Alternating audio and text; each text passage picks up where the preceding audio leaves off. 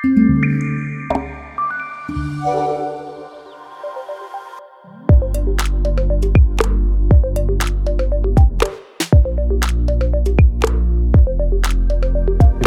je suis associé dirigeant du cabinet Bisoire et Associés, qui a été fondé par mon grand-père il y a 75 ans, qui historiquement est toujours intervenu assez largement dans le monde agricole. Donc je suis ici pour vous parler de la méthanisation agricole et de la manière dont le cabinet accompagne les méthaniseurs agricoles. Donc on a la chance d'intervenir sur cette filière depuis maintenant une petite dizaine d'années. Le procédé de méthanisation agricole, qu'est-ce que c'est? En fait, dans le domaine des grandes cultures, sur lequel j'interviens principalement, et de manière très traditionnelle, on va semer de l'escourgeon, du blé courant août et le récolter en juillet de l'année suivante, ou alors semer du maïs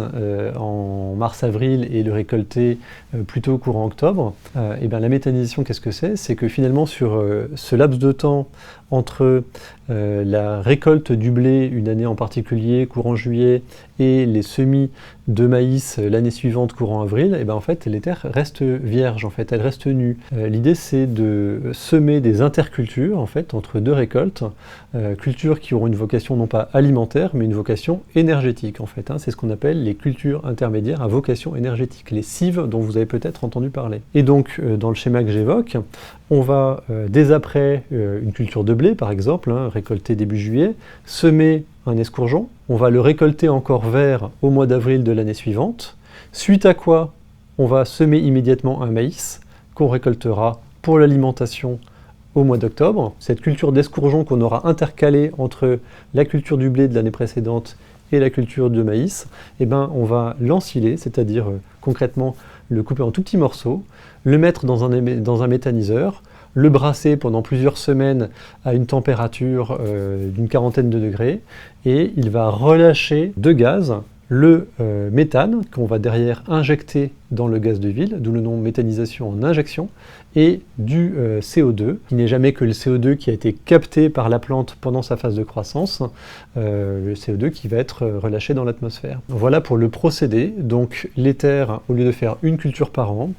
on va faire deux cultures par an, une à vocation alimentaire et une à vocation énergétique. Voilà pour le principe de la méthanisation. Une fois ce procédé présenté, je pense qu'il faut sortir d'une idée reçue qu'il peut y avoir, qui est que la méthanisation, les cultures à vocation énergétique, seraient au détriment des cultures dites alimentaires. Déjà parce que, comme je viens de vous le démontrer, les cives sont des cultures intermédiaires, qui se font donc entre deux cultures dites principales qui ont une vocation alimentaire. Ensuite parce qu'on a une réglementation très stricte en France qui fait que il y a une interdiction formelle d'intégrer plus de 15% de cultures dédiées à la méthanisation, donc de cultures principales, dans un méthaniseur. Et même dès le premier pourcent de cultures principales intégrées au processus de méthanisation, il y a des réfactions sur le prix, donc on gagne moins bien sa vie, d'où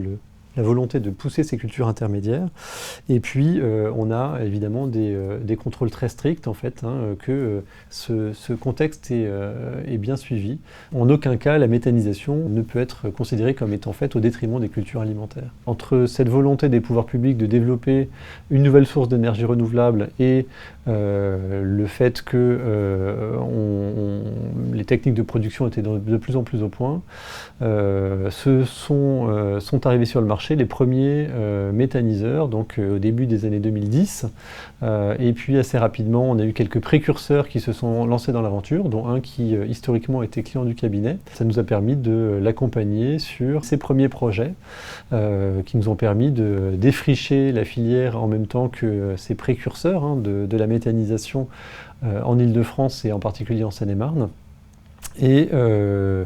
d'avoir un accompagnement donc, de manière assez classique au début, sur les aspects prévisionnels, recherche de financement, de structuration juridique, comptable, fiscale de l'activité. Cette filière elle a prise avec des résultats qui étaient tout à fait intéressants, tout à fait pertinents, de ses premières expériences auprès de ce que j'ai appelé les précurseurs de la méthanisation.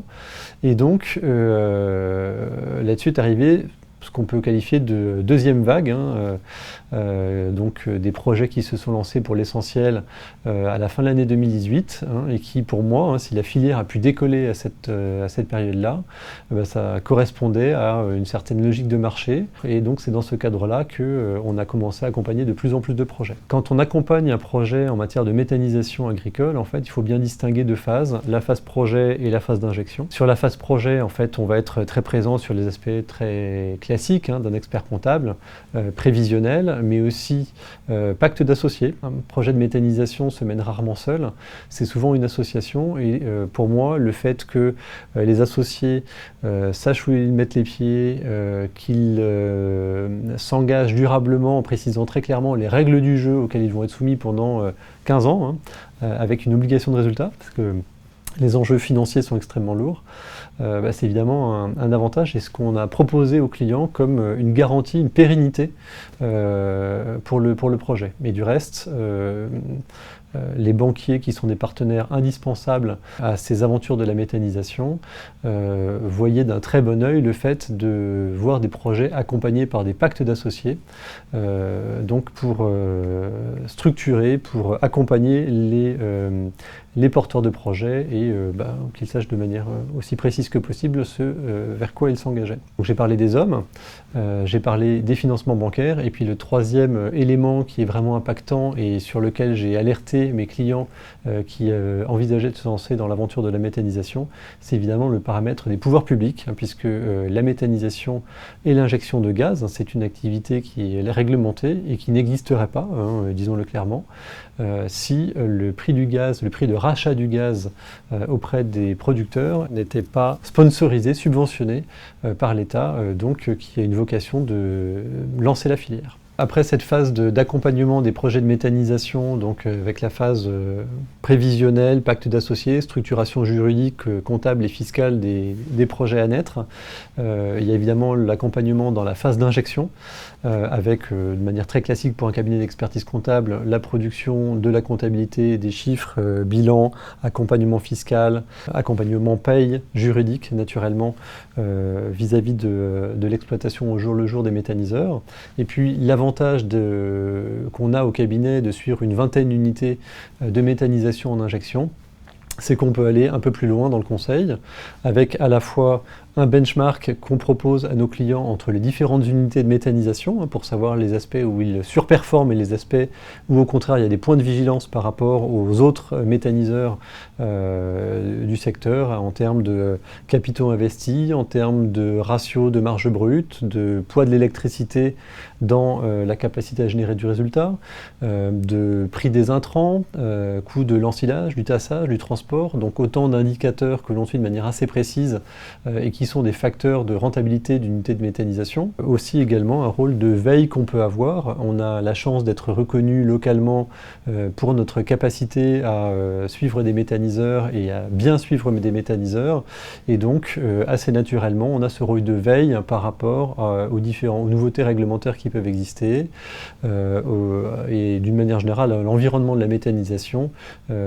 tel que les porteurs de projets et les entrepreneurs peuvent le vivre. On connaît les problématiques de nos clients avant même qu'ils rentrent dans notre bureau et ça permet un certain niveau d'échange à l'occasion des rendez-vous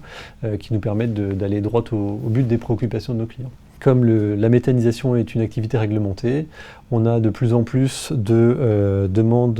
de la part de la région, de la part de la Commission de régulation d'énergie, pour produire des statistiques, des analyses en fait, pour justifier du côté pérenne des activités de méthanisation. On peut également avoir un rôle d'accompagnement sur la prise de décision. On peut penser que l'exploitation d'un méthaniseur, c'est une phase projet avec des investissements extrêmement lourds et puis qu'après, une fois que ces investissements lourds sont portés, achevés, on est tranquille pour les 15 ans d'exploitation. Et en fait, de toute évidence, les investissements, ils sont quasi permanents avec des projets qui sont vraiment de nature industrielle et donc avec des entrepreneurs qui, en permanence, se posent la question d'investir encore et encore sur leur unité de méthanisation pour l'optimiser, pour en optimiser la rentabilité et maximiser le rapport entre les investissements et la quantité de gaz qui est produite.